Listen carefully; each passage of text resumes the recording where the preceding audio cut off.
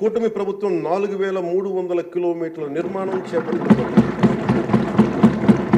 ఇప్పటికీ 3000 కిలోమీటర్లు పూర్తి కాగా ఇంకో 1300 కిలోమీటర్ల రోడ్ల నిర్మాణం ముగింపు దశకి చేరుకునే అధ్యక్ష. ఇవే కాకుండా పాడి రైతుల ఆదాయాన్ని పెంచేలా, పాడి పశువులకి రక్షణ కల్పించే ఉద్దేశంతో రాష్ట్ర వ్యాప్తంగా 22,500 గోకులాలని నిర్మాణం చేపట్టడం జరిగింది అధ్యక్ష. గత ప్రభుత్వం 5 ఏళ్ల కాలంలో కేవలం 268 మినీ గోకులాలు మాత్రమే నిర్మించింది అధ్యక్ష. వాళ్ళు 5 సంవత్సరాల కాలంలో వాళ్ళు నిర్మించింది 268 మినీ గోకులాలు అధ్యక్ష.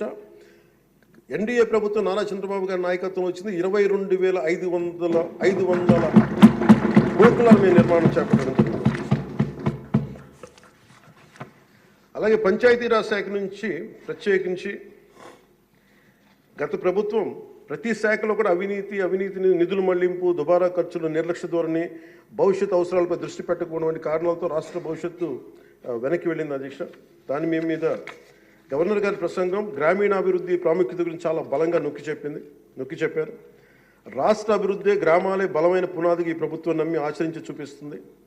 గ్రామ సభల నిర్వహణ, ఉపాధి హామీ పనులు, గ్రామీణ మౌలిక వనరుల అభివృద్ధి, తాగునీటి సరఫరా, పారిశుద్ధ్య సౌకర్యాల ఒక ఉద్యమంగా పల్లి పండుగని ముందుకు తీసుకెళ్తున్నాం అధ్యక్ష.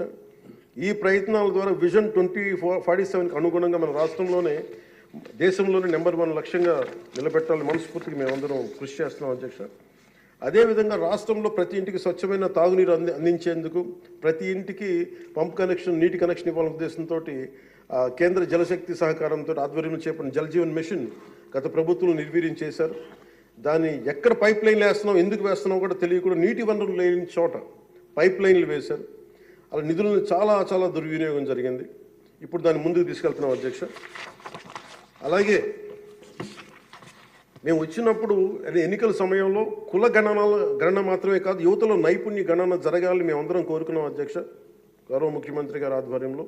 దాని ప్రకారమే విద్యాశాఖ మంత్రి, హెచ్ఆర్డి మినిస్టర్ శ్రీ గౌరవ మంత్రివర్యులు శ్రీ నారా లోకేష్ గారి ఆధ్వర్యంలో ఈ రోజున ఇక్కడ మనకి మంగళగిరిలో దాన్ని పైలట్ ప్రాజెక్టుగా ఈ స్కిల్ డెవలప్మెంట్కి సంబంధించిన సెన్సస్ జరుగుతూ ఉంది అధ్యక్ష. మనస్ఫూర్తిగా వారికి నా ధన్యవాదాలు కృతజ్ఞతలు తెలియజేస్తాను అధ్యక్ష. అలాగే ఆయన నాయకత్వంలో వీసీల నియామకం 10 మెరిట్ ఓరియంటెడ్, బీసీలని కాదు అన్ని కులాలకి న్యాయం జరిగేలాగా దాదాపు 10 మంది మెరిట్ ఓరియంటెడ్ వీసీలు నియమించింది. మనస్ఫూర్తిగా వారికి నా అభినందనలు తెలియజేస్తాను అధ్యక్ష. అదేవిధంగా సామాన్యులకి వైద్య ఖర్చులు భారం కాకూడదనే ఉద్దేశంతో ఎన్నికలు ఇచ్చిన హామీ ప్రకారం 25 లక్షలు, 2.5 లక్షల నుంచి 25 లక్షల ఆరోగ్య బీమా అందించే లక్ష్యంతో ప్రణాళిక సిద్ధం చేస్తున్నందుకు మనస్ఫూర్తిగా ముఖ్యమంత్రి గారికి నా ధన్యవాదాలు తెలియజేస్తాను. ఇందులో భాగంగా గత ప్రభుత్వం 1000 రూపాయలు పెన్షన్ పెంచడానికి 5 ఏళ్ల సమయం తీసుకుంటే, కూటమి ప్రభుత్వం అధికారంలో వచ్చిన నెల రోజుల్లోనే గౌరవ ముఖ్యమంత్రి శ్రీ నారా చంద్రబాబు నాయుడు గారి నాయకత్వంలో 1000 రూపాయలు పెన్షన్ పెంచి ప్రభుత్వ యంత్రాంగంలోనే 1వ తేదీనే పెన్షన్ పంపిణీ కార్యక్రమాన్ని చాలా దిగ్విజయంగా పూర్తి చేయగలుగుతుంది. అలాగే ఆడబిడ్డలకు ఇచ్చిన మాట నిలబెట్టుకుంటూ సంవత్సరానికి 3 ఉచిత గ్యాస్ సిలిండర్లని అందజేస్తాం అధ్యక్ష. అలాగే భారత సంస్కృతి మూలం వసుదైక కుటుంబం, ప్రకృతితో మనుషులతో పాటు సకల చరాచర జీవజాలం చెట్లు పరిరక్షించుకోవాలనే లక్ష్యంతో అటవీ పర్యావరణ శాఖ దృఢ సంకల్పంతో పనిచేస్తున్న అధ్యక్ష. రాష్ట్రంలో పచ్చదనాన్ని 50% పెంచే ఉద్దేశంతో రాష్ట్ర వ్యాప్తంగా సుదీర్ఘకాలం జీవించే దేశీయ మొక్కల్ని పెంపకం చేపట్టడం జరిగింది. అలాగే ప్రత్యేక దృష్టి మనకి మన్యం, పార్వతీపురం, చిత్తూరు జిల్లాలో కూడా అటవీ ఏనుగుల నుండి రైతులు తరచుగా ఎదుర్కొంటున్న సమస్యలను పరిష్కరించేందుకు కర్ణాటక రాష్ట్ర ప్రభుత్వంతో కూడా forest minister Karnataka forest minister Eshwar Khandre గారికి కూడా నేను వెళ్ళి కలవడం జరిగింది అధ్యక్ష. వారికి మనకు సంబంధించి ఇక్కడ టీమ్ చేయడానికి అక్కడ కుంకి ఏనుగుల్ని మనకి తీసుకొచ్చేందుకు మనం చర్యలు తీసుకుంటా ఉన్నాం అధ్యక్ష. ఈరోజు నిన్న రాత్రి ముఖ్యంగా చిత్తూరు మన అన్నమయ్య జిల్లాలో జరిగింది, చాలా బాధ కలిగిన తర్వాత 3 చనిపోయారు. దీనికి ప్రత్యేకంగా ఇప్పుడే సమీక్ష నిర్వహించి వస్తున్నాను అధ్యక్ష.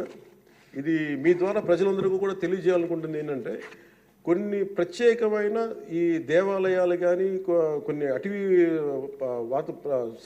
దాని కింద ఉన్నాయి, అటవీ భూభాగము. నిన్న జరిగిన ఇన్సిడెంట్ అధ్యక్ష, అది రెగ్యులర్ రూట్ వాళ్ళు వాడలేదు అధ్యక్ష. ముఖ్యంగా ఫారెస్ట్ డిపార్ట్మెంట్ చెప్పింది ఏంటంటే, మీరు షార్ట్ కట్ కోసం ఎక్కడైతే ఏనుగులు ఉంటాయో అటు సైడ్ వెళ్ళారు అధ్యక్ష. ఆ వెళ్ళిన వ్యక్తి కూడా గతంలో అతని మీద రెడ్ స్టాండర్డ్స్ స్మగ్లింగ్ చేసే వ్యక్తి, అతను నాకు తెలిసి ఈ రూట్ అని చెప్పి దాదాపు 30 మందిని తీసుకెళ్ళండి అధ్యక్ష.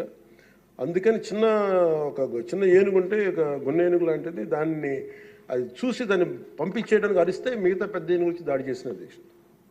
అందులో ప్రత్యేకించి ఈ ఏనుగులు సంచరించే ప్రాంతాల నుండి ప్రజానీకానికి ప్రజలందరికీ కూడా మీ ద్వారా నేను తెలియజేస్తుంది, మీరు ప్రిస్క్రైబ్డ్ రూట్స్లోనే మీరు దయచేసి ఫారెస్ట్ ఎవరైతే నిర్దేశించిన రహదారులోనే వెళ్ళండి మీరు అని చెప్పి మీరు దయచేసి మీ ఉద్దేశం తెలియజేస్తాం. లేదంటే అవి వాటి ఉంటున్న ఏరియాలోకి మన ప్రాంతాల్లోకి వెళ్ళి మనం ఆపదను కొని తెచ్చుకుంటున్నామని మీకు తెలియజేస్తూ వాళ్ళకి ప్రజలు కూడా దీన్ని తెలుసుకోవాలని మీ ద్వారా తెలియజేస్తాం అధ్యక్ష. ప్రభుత్వం వచ్చిన వెంటనే గత ప్రభుత్వం అటవీ శాఖ మంత్రిగా పనిచేసిన వాళ్ళు కూడా 77 ఎకరాలు అధ్యక్ష, 77 ఎకరాల అటవీ భూమిని వాళ్ళు అన్యాక్రాంతం జరిగింది అధ్యక్ష. గౌరవ ముఖ్యమంత్రి నారా చంద్రబాబు గారి నాయకత్వంలో తిరిగి 77 ఎకరాలను మనం సీజ్ చేయడం జరిగింది అధ్యక్ష. తిరిగి దానికి తగ్గ శిక్షలు పడేలాగా చర్యలు తీసుకుంటాం అధ్యక్ష. గత ప్రభుత్వం తరచుగా ఎర్రచందనం స్మగ్లింగ్ గురించి వింటూ ఉండేవాళ్ళం. విదేశాల్లో ఎన్నోసార్లు మన రాష్ట్ర సంపద నుంచి ఎర్రచందనం పట్టుబడింది. ఉదాహరణకి మీకు ఒక సంఘటన చెప్తాను అధ్యక్ష.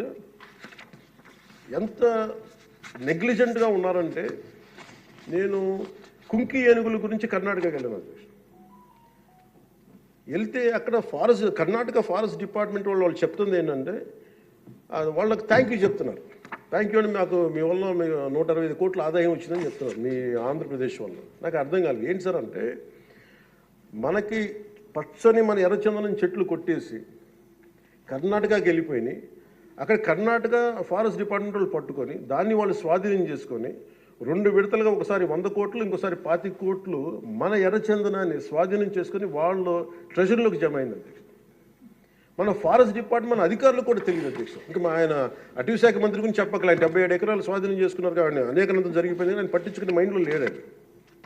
అంటే ఇంత అడ్డగోలు దోపిడీ జరిగింది అధ్యక్ష.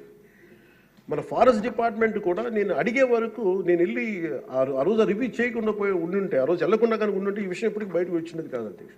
ఇలాంటి ఎన్ని జరిగినాయో కూడా దీని మీద గౌరవ ముఖ్యమంత్రి గారు ప్రత్యేకించి, ఇది లా అండ్ ఆర్డర్ సంబంధించిన విషయం కూడా కాబట్టి మీరు ప్రత్యేక దృష్టి పెట్టాలి ఫారెస్ట్ డిపార్ట్మెంట్ అనేది కూడా నేను మీ దృష్టికి తీసుకొస్తాను గౌరవ స్పీకర్ గారి ద్వారా.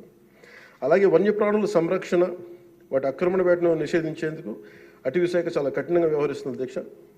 తీర ప్రాంతాలను పరిరక్షించేందుకు మడ అడవుల పెంపకంపై ప్రత్యేక దృష్టి పెట్టడం జరిగింది.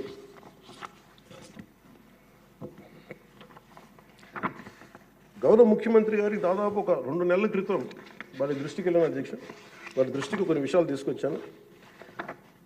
గత 5 సంవత్సరాల కాలంలో చాలా మీకు తెలుసు ఉత్తరాంధ్ర ప్రాంతంలో గిరిజన ప్రాంతాల్లో అసలు డోలీల ద్వారా పేషెంట్స్ని తీసుకొచ్చి అంబులెన్స్ వెళ్ళలేని గ్రామాలు ఉన్నాయి, రోడ్లు లేని గ్రామాలు ఉన్నాయి. చాలామంది మనకి న్యూస్ పేపర్లో మనకి న్యూస్ వచ్చేది, డోలీల ద్వారా తీసుకొచ్చి వాళ్ళు ఇబ్బంది పడే విధానం, దారిలోనే వాళ్ళకి డెలివరీ అయిపోయే పరిస్థితి, చాలా ప్రమాదకరమైన పరిస్థితులు ఉంటే గౌరవ ముఖ్యమంత్రి గారు అపాయింట్మెంట్ తీసుకుని ఒకసారి చెప్పాను సార్, మన దగ్గర ఆర్థిక పరిస్థితి అన్నీ తెలిసి కూడా నేను ఆయన ఒత్తిడి పెట్టడానికి వెళ్ళాను. సార్ మీరు ఇట్లా ఉంది పరిస్థితి అంటే ఆయన అడ్మినిస్ట్రేటివ్ శాంక్షన్ ఒక 35 కోట్లు ఆ రోజున పెద్ద మనసుతో ఇచ్చారు అధ్యక్ష. ఆ తర్వాత అలాగే మన కేంద్రంలో కొన్ని స్కీమ్స్ ఉన్నాయి, వాటన్నిటి ద్వారా తీసుకెళ్ళి ముందు రోడ్లు వేస్తే అధ్యక్ష ఈ రోజున ఇది మీ దృష్టికి తీసుకొస్తున్నాం ప్రజలందరికీ మీ ద్వారా. రహదారి నిర్మాణంతో 7 దశాబ్దాల కాలంలో సార్ తొలిసారిగా అంబులెన్స్ కూత విన్న గిరిజన గ్రామం పొలం కూడా అధ్యక్ష. సకాలంలో అంబులెన్స్ రావడంతో నిమిషాల్లో ఆసుపత్రికి చేరుకొని ఆరోగ్యమైన మగబిడ్డకి జన్మనిచ్చింది ఒక గిరిజన మహిళ. గత ప్రభుత్వ హయాంలో గ్రామీణ అభివృద్ధి కోసం కేటాయించిన నిధులను దారి మళ్లించడం కారణంగా ప్రజల అభివృద్ధికి నోచుకోలేకపోయారు అధ్యక్ష. కానీ గత ప్రభుత్వ తప్పిదాలను సరిచేస్తూ అధికారులకు వచ్చిన రోజు నుండి గ్రామీణ అభివృద్ధి లక్ష్యంగా వికసిత్ భారతంలో ఏ ఒక్క గ్రామం కూడా అభివృద్ధికి స్వర్ణాంధ్ర ఉన్న ఏ గ్రామం కూడా అభివృద్ధికి దూరం కాకూడదు అన్న సంకల్పంతో గౌరవ ముఖ్యమంత్రి శ్రీ నారా చంద్రబాబు నాయుడు గారి నేతృత్వంలో రాష్ట్ర ప్రభుత్వం కృత నిశ్చయంతో పనిచేస్తున్న అధ్యక్ష. గిరిజన గ్రామాలు, కొండ ప్రాంతాల్లో డోలీ మోతలు ఈ ముగింపు పలికే దిశగా ఆంధ్రప్రదేశ్ ప్రభుత్వం పంచాయతీరాజ్ గ్రామీణాభివృద్ధి శాఖ ఆధ్వర్యంలో చేపట్టిన మౌలిక సదుపాయాల కల్పనలో భాగంగా శ్రీకాకుళం జిల్లా కొత్తూరు మండలం గుట్టుపల్లి నుండి పొలంగూడ వరకు నూతన బీటీ రోడ్డు నిర్మాణం కొరకు మహాత్మా గాంధీ జాతీయ ఉపాధి హామీ పథకం కింద 21-22 ఆర్థిక సంవత్సరంలో మంజూరు చేయడం జరిగింది అధ్యక్ష. దీనిని సీతంపేట గిరిజన సంక్షేమ ఇంజనీరింగ్ డిపార్ట్మెంట్ ఏజెన్సీ పని పూర్తి చేయాల్సి ఉంది. నూతన ప్రభుత్వం ఏర్పడిన తర్వాత అధికార యంత్రాంగంతో సమీక్షలు నిర్వహించి ఏ రోడ్లు అయితే చేయలేదో కొన్ని రోడ్లని ప్రత్యేకించి ఒక రోడ్డుని ఎన్నుకొని ఈ రోడ్డు నిర్మాణం పూర్తి చేసేందుకు కావాల్సిన చర్యలు తీసుకోవడం జరిగింది అధ్యక్ష. 2024 డిసెంబర్ నెలలో 2.5 కిలోమీటర్ల బీటీ రోడ్డు నిర్మాణం మొదలుపెట్టి 2025 జనవరి నెలాఖరు నాటికి ఈ నిర్మాణం పూర్తి చేయడం జరిగింది అధ్యక్ష. ఇది వేరువేరు మండలాలు జిల్లాలు కలిపేందుకు ఈ మార్గం ఉపయోగపడటం వల్ల పొలంగూడని సీతంపేటకు వచ్చేందుకు దాదాపు 25 కిలోమీటర్ల ప్రయాణ దూరం తగ్గింది అధ్యక్ష. రోడ్డు నిర్మాణ కారణంగా 23 ఫిబ్రవరి 2 రోజుల క్రితం 25 నాడు తొలిసారిగా ఇందాక మీకు చెప్పినట్టుగానే అంబులెన్స్ కూతురు గ్రామ ప్రజలు విన్నారు అధ్యక్ష. పురిటి నొప్పులతో బిడ్డకు జన్మనిచ్చేందుకు ఇబ్బంది పెడుతున్న శ్రీమతి సవర సబియాక అనే గిరిజన సోదరి గిరిజన సోదరి మహిళ ఈ నూతన రహదారి మీదుగా నిమిషాల వ్యవధిలో హిరమండలంలోని ప్రాథమిక ఆరోగ్య కేంద్రానికి తీసుకురావడం జరిగింది అధ్యక్ష. చాలా మగబిడ్డకి జన్మనిచ్చారు. ఈ రహదారి